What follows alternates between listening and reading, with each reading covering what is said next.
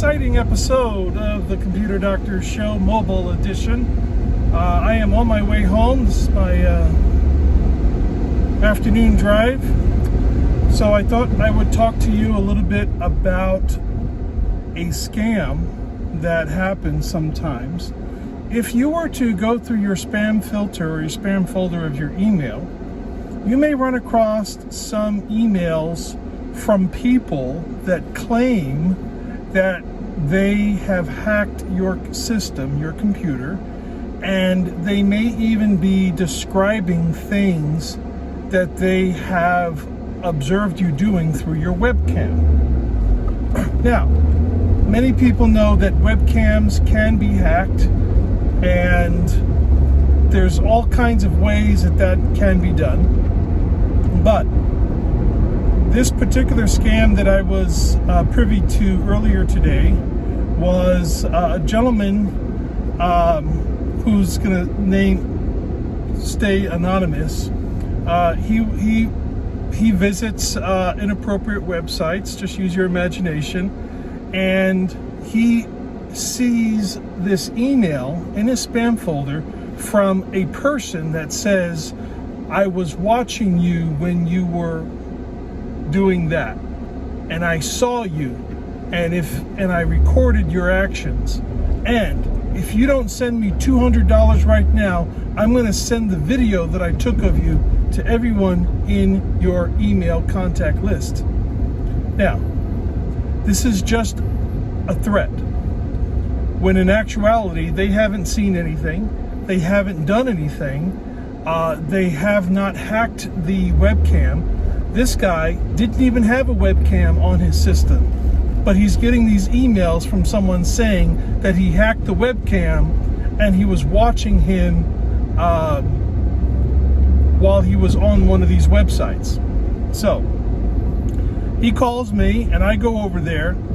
Number one, there's no webcam on his computer. Number two, he deleted all the emails, so I couldn't say. So we're just having this discussion as to what these emails said. He said, in addition to these emails, okay, he was also getting text messages from his bank.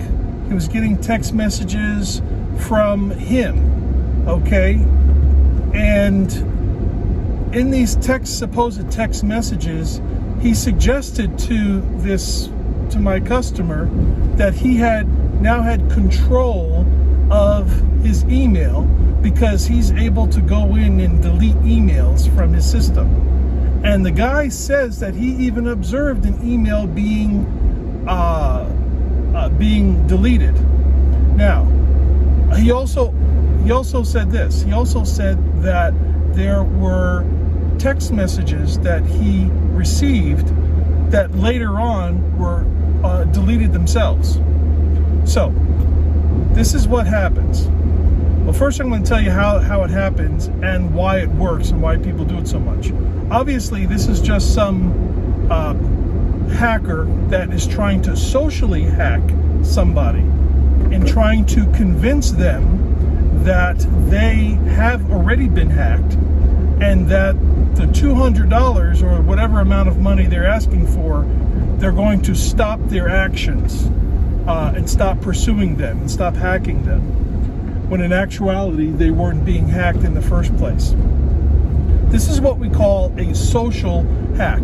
It's very, very extremely difficult to hack computers these days without the permission of the user. As a matter of fact, most hacks happen today not because of a vulnerability of the computer, but a vulnerability of the user. So, how do you prevent yourself from these hacks? Well, you need to educate yourself of how a lot of these hacks work. Now, how was the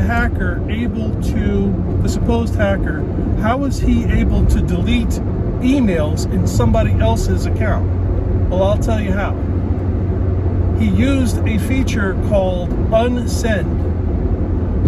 So you can send somebody an email and then you can unsend it under certain parameters. Now, if you get email on your phone, You know, sometimes you get an email on your phone that gives you like a little notification that you have new email, and then you can tap into it, and then it'll show up in your inbox folder. But then you actually have to tap the message to actually open it. There are some email programs that the sender still has the ability to unsend that message as long as it was never actually opened on the other side. Okay? So they have the ability to send you a message and then make the message disappear by simply sending you the message and then clicking unsend on their side, and that makes it delete. That's how email programs, or some of these email programs, work. You can do the same thing with Android text messaging. So someone can send you a text message, something to the effect as, "This is Chase. Your account has now been defrauded with some sort of fraudulent activity." They can compose a threatening message like that, send it to you, then unsend it, and then they can say to you, "See, I'm hacking your accounts." You see? And now you're getting these messages, and you can't really track them because the moment you click them, they disappear. Okay? That even more enforces the idea to you as being the victim that really they are hacking you. But when in actuality, they're not. They're just doing these little electronics tricks, and they're using them to their advantage. So in the case of this gentleman that I visited today, he was thoroughly convinced that he was being hacked, when in actuality, there really wasn't any real hacking going on. It was an attempted hack, and this is the type of hack that people use to extort money from people or pay money out of fear.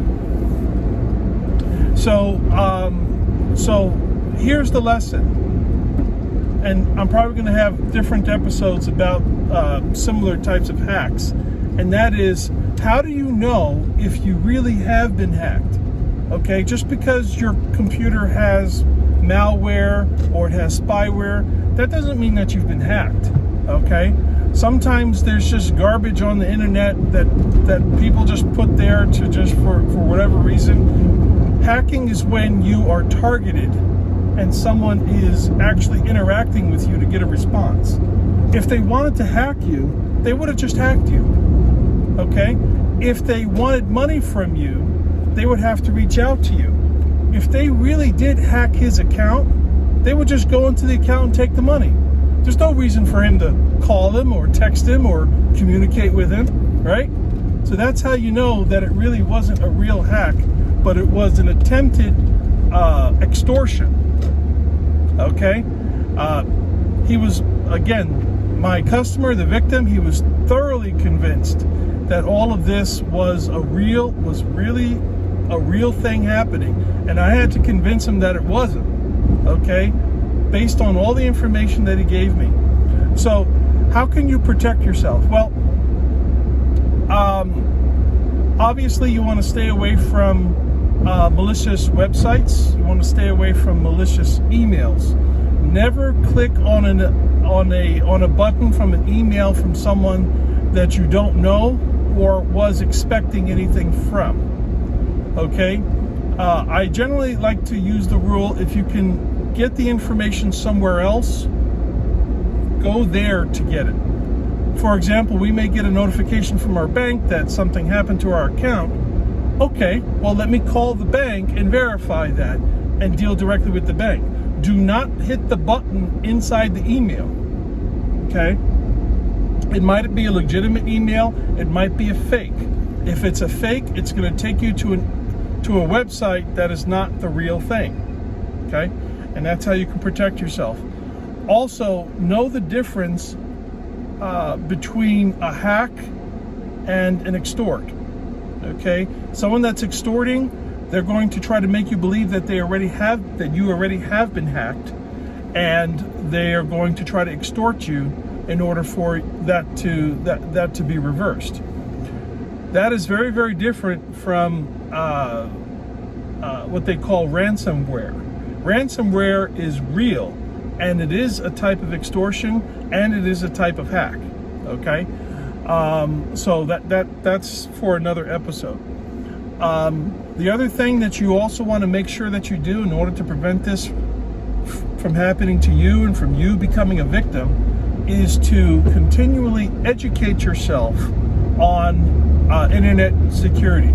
Be very, very well informed as to some of the common tricks that people use. You don't have to be a professional like me, but have a general idea of